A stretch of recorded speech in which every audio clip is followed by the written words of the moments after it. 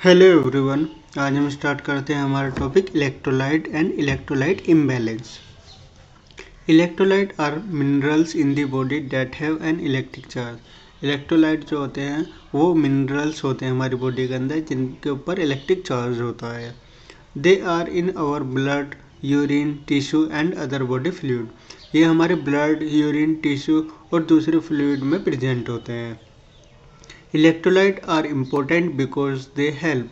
Electrolyte जो होते हैं वो इम्पोर्टेंट होते हैं क्योंकि ये हमारी हेल्प करते हैं balance the amount of water in your body. हमारी बॉडी के अंदर वाटर की अमाउंट जो होती है उसे बैलेंस करके रखते हैं। Balance your body acid base pH level. हमारे बॉडी का पीएच लेवल एसिड बेस जो होता है वो मेंटेन करके रखते हैं। Move nutrient into your cells. और इलेक्ट्रोलाइट की ही वजह से हमारे जो न्यूट्रिएंट होते हैं वो हमारी सेल के अंदर एंटर कर पाते हैं।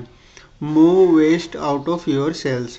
और जो वेस्ट प्रोडक्ट होता है वो हमारी सेल्स से आउट जो होता है वो भी हमारे इलेक्ट्रोलाइट की वजह से होता है।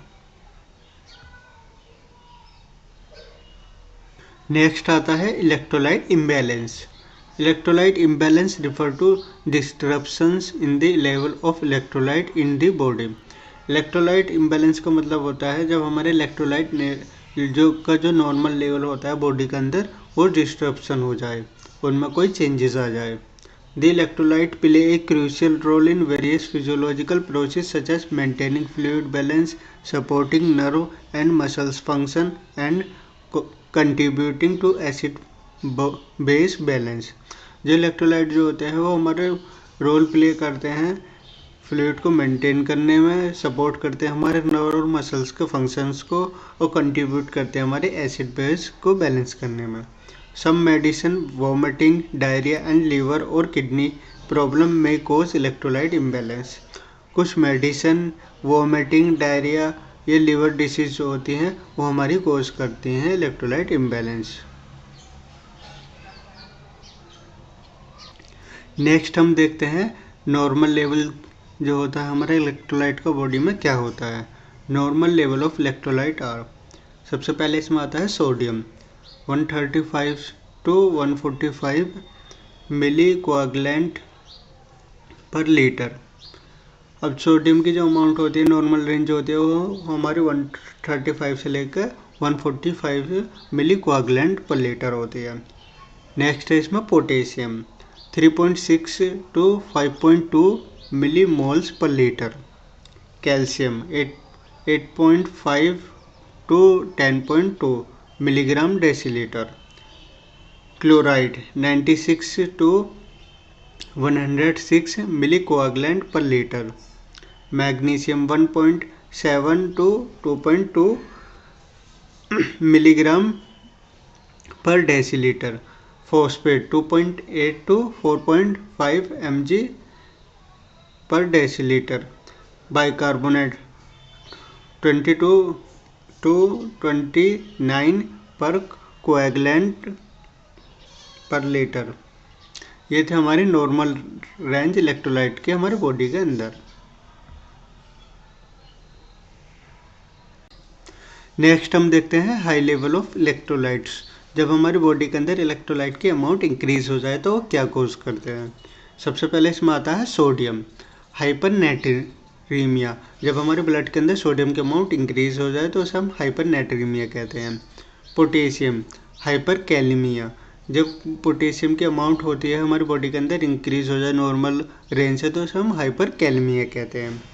कैल्शियम, जब हमारी बॉडी के अंदर कैल्शियम की अमाउंट इंक्रीज हो जाए तो उसे हम हाइपरकैल्सीमिया कहते हैं। क्लोराइड, क्लोराइड की अमाउंट बढ़ जाए तो उसे हम हाइपर क्लेरीमिया कहते हैं। Magnesium hypermagnesemia. जब मैग्नीशियम की अमाउंट बढ़ जाए तो उसे हम हाइपर मैग्नीशिमिया कहते हैं। Phosphate hyper फॉस्फेटीमिया।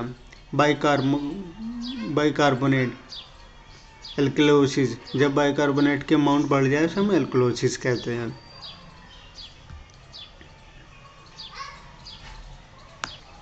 नेक्स्ट इसमें आता है लो लेवल ऑफ इलेक्ट्रोलाइट्स। जब हमारी बॉडी के अंदर इलेक्ट्रोलाइट्स का लो लेवल हो जाए तो क्या कोज करता है। सबसे पहले इसमें आता है सोडियम, सोडियम को कहते हैं हम हाइपोनेट्रीमियम। पोटेशियम, पोटेशियम कहलाता है hypokalemia. Calcium hypercalcemia. Chloride hypochloremia. Magnesium hypomagnesemia. Phosphate hypophosphatemia. और हमारा बाइकार्बोनेट एसिडोसिस। ये कंडीशन होती है जब हमारी ब्लड के अंदर जो हमारा इलेक्ट्रोलाइट्स का लेवल होता है वो लो हो जाए। नेक्स्ट आता है हमारा cause of electrolyte imbalance. Cause क्या क्या होते हैं जो हमारी बॉडी के अंदर इलेक्ट्रोलाइट इम्बैलेंस करते हैं। सबसे पहले इसमें आता है कार्डियोवास्कुलर डिसीज, हार्ट फेलियर और हाई ब्लड प्रेशर।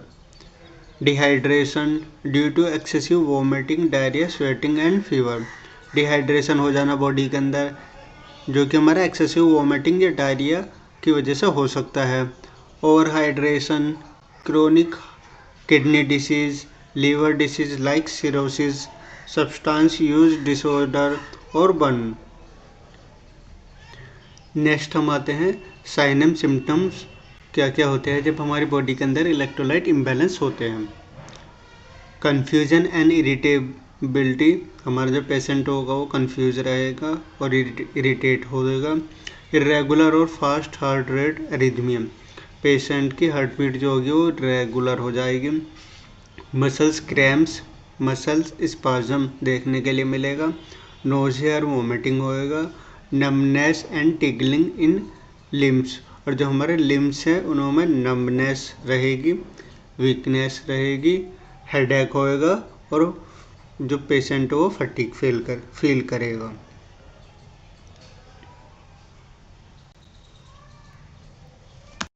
लास्ट हम देखते हैं मेडिकल मैनेजमेंट क्या होता है हमारा इलेक्ट्रोलाइट इम्बैलेंस का।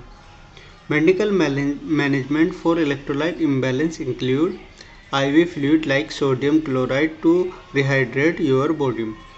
हम पेशेंट को क्या देंगे, सोडियम क्लोराइड देंगे IV फ्लूइड के थ्रू, जिससे हमारे जो पेशेंट की बॉडी है वो रिहाइड्रेट हो सके।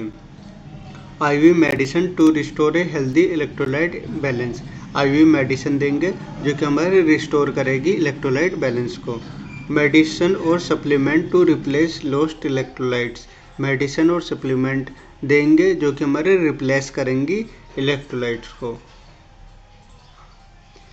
Haemolysis to correct electrolyte imbalance causes by kidney failure और सीवियर किडनी डैमेज, और हेमोलाइसिस कराएंगे पेशेंट का जो कि हमारा करेक्ट करेगी इलेक्ट्रोलाइट इम्बैलेंस को, जो कि हमारा किडनी फेलियर और सीवियर किडनी डैमेज की वजह से हुआ है।